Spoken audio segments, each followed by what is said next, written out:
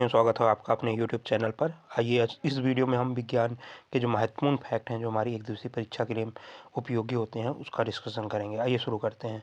नाभिकीय विखंडन में प्रयुक्त होता है तो न्यूट्रॉन प्रयुक्त होता है। नाभिकीय विखंडन में क्या प्रयुक्त होता है? न्यूट्रॉन। द्रव अवस्था में पाया जाने वाला धातु क्या है? तो पारा। द्रव अवस्था में पाया जाने वाला धातु पारा है। द्रव रूप में पाया जाने वाला एकमात्र अधातु ब्रोमीन है। ठीक है, द्रव रूप में पाया जाने वाला एकमात्र अधातु ब्रोमीन है और द्रव अवस्था में पाया जाने वाला धातु क्या है? पारा है। विद्युत धारा मापी जाती है अमीटर से। विद्युत धारा किससे मापी जाती है? अमीटर से। अदिश राशियाँ कार्य, ऊर्जा, ताप, समय, चाल, ये सब अदिश राशियाँ हैं जिसमें केवल परिणाम की आवश्यकता होती है, दिशा की आवश्यकता नहीं होती है। सदिश राशियाँ त्वरण, बल, विस्थापन, संवेग, ये सब सदिश राशियाँ हैं। सूक्ष्म बर्फ किसे कहते हैं? तो ठोस कार्बन डाइऑक्साइड को शुष्क बर्फ कहते हैं। ठीक है, फिर तत्व का सबसे छोटा भाग क्या कहलाता है? परमाणु कहलाता है। तत्व का सबसे छोटा भाग परमाणु कहलाता है। ठीक है, रासायनिक यौगिक का सबसे छोटा यूनिट क्या होता है? अणु होता है। रासायनिक यौगिक का सबसे छोटा यूनिट क्या होता है? अणु होता है। परमाणु के 3 मौलिक कण होते हैं, कौन कौन से? Electron, proton, neutron. इलेक्ट्रॉन की खोज किसने की है? तो जे थॉमसन ने इलेक्ट्रॉन की खोज की है। प्रोटॉन की खोज रदरफोर्ड ने की है। न्यूट्रॉन की खोज जेम्स चैडविक ने की है। इलेक्ट्रॉन होता है एक ऋणावेशित कण होता है। प्रोटॉन क्या है? धनावेशित कण है। न्यूट्रॉन क्या है? एक आवेशहीन कण है। पॉजिट्रॉन की खोज किसने की है? तो एंडरसन ने की है। पॉजिट्रॉन की खोज किसने की है? एंडरसन ने की है। इलेक्ट्रॉन त्यागने और ग्रहण करने की प्रवृत्ति कहलाती है ऑक्सीकरण जो है इलेक्ट्रॉन के त्यागने और अवकरण जो है इलेक्ट्रॉन के ग्रहण करने की प्रवृत्ति कहलाती है। प्रोटॉन का भार इलेक्ट्रॉन के भार का कितना गुना होता है?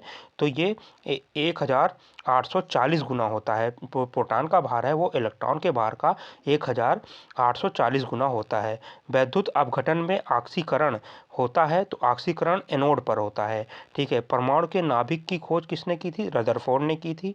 परमाणु के नाभिक में होते हैं तो परमाणु के नाभिक में प्रोटॉन और न्यूट्रॉन होते हैं।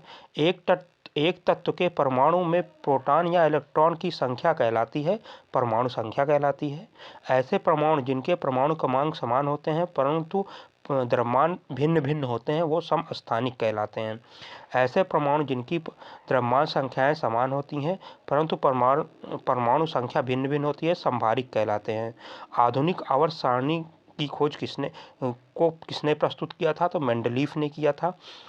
आवर्त सारणी के ऊर्ध्वाधर और क्षैतिज स्तंभों को क्या कहते हैं?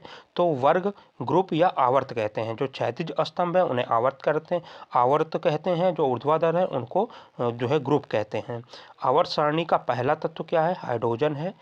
आवर्त तत्वों में सबसे पहले वर्गीकरण किया, तत्वों का सबसे पहले किसने वर्गीकरण किया?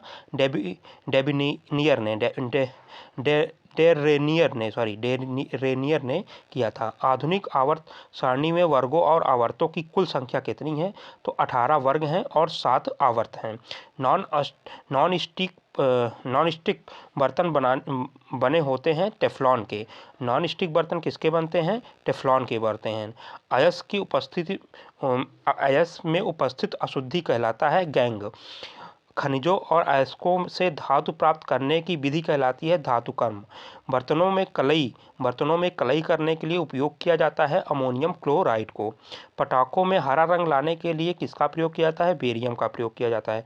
आतिशबाजी के दौरान लाल चटक रंग स्ट्रोंशियम के उपस्थिति के कारण होता है। भविष्य का ईंधन किसे कहते हैं? हाइड्रोजन को भविष्य का ईंधन कहते हैं। तो भविष्य का ईंधन किसे कहते हैं? हाइड्रोजन को कहते हैं। ठीक है, चलिए आगे देखते हैं। मार्स गैस क्या है? तो मीथेन जो है मार्स गैस है।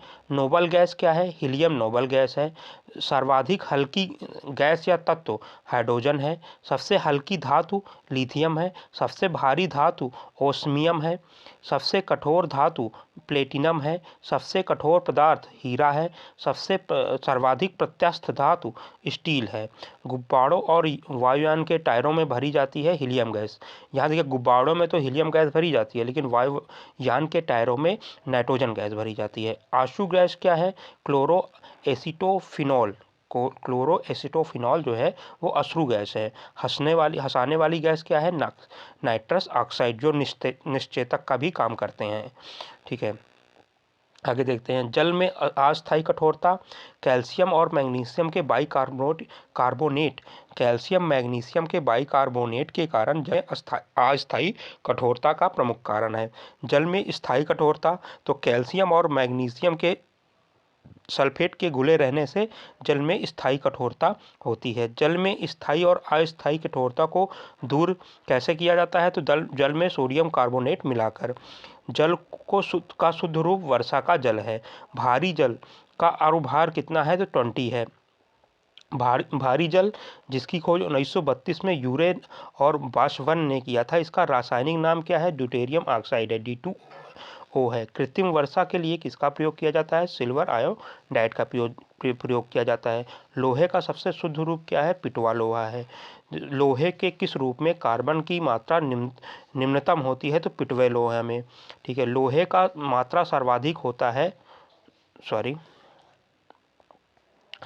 लोहे का मात्रा सर्वाधिक होता है तो पालक के पत्तों में, हरी सब्जियों में। लोहे को, ठीक है, 1 मिनट, ठीक है,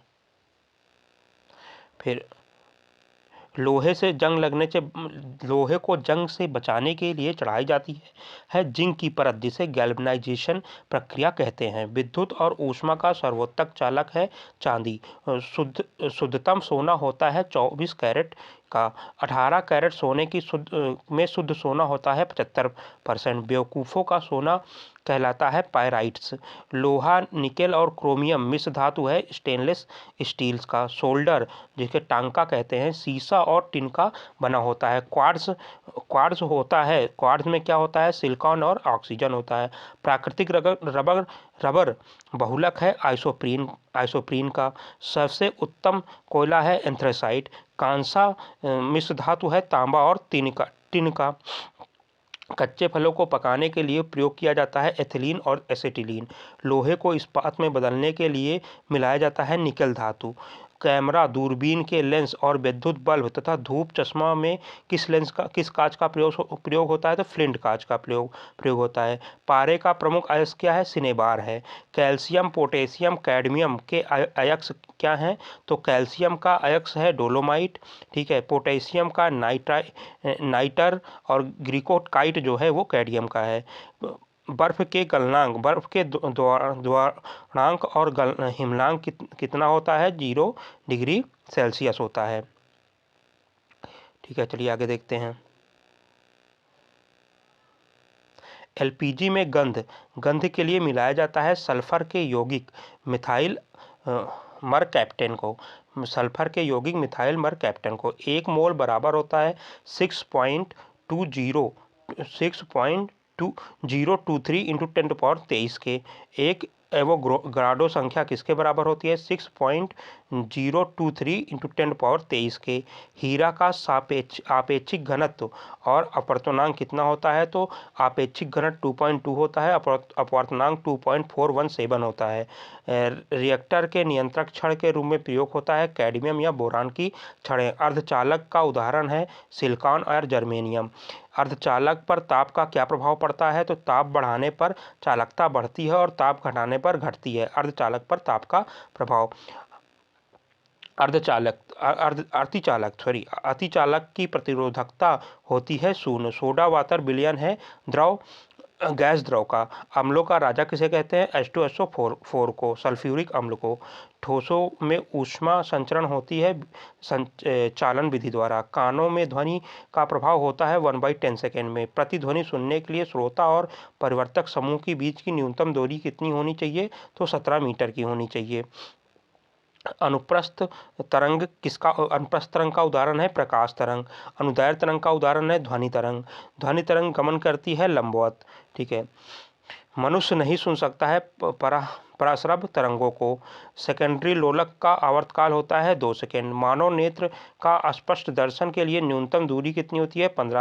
15 जो है सेंटीमीटर की। सामान्य आँख की दूरी सामान्य आँख के लिए दूर बिंदु कितना होता है? अनंत होता है। कैप्सूल का आवरण बना होता है स्टार्च का। अंडे का आवरण बना होता है कैल्शियम कार्बोनेट का।